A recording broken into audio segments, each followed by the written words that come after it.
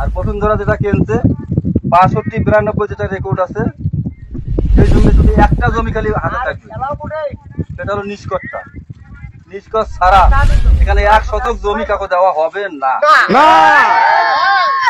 সমস্ত জমি ভাগ হবে। আমরাও 1/20 পাইলে নদী বাড়ির লোক যারা আছে ওরাও 1/20 পাবে। আর যদি ওরা চুলকি করে না আইছে নাই, ওরা জমি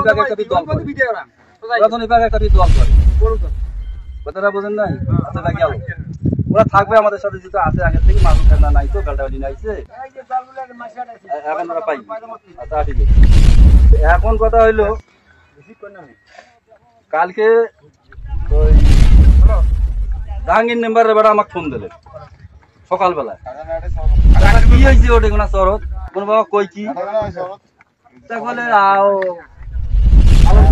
লোক দেখা দেখি না গেছে, এটা বসে মিনিমিস করা যায় না। তুমি কোন বাবা বাপের পোকার সব তুমি হাল জন্য তখন মোর মিনিমিস বসুন্ধরা বুঝবে আর হারা বুঝবে।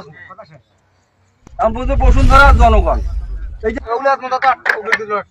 কথা হলো থাকেন, আগে কথা শেষ করো থাকেন।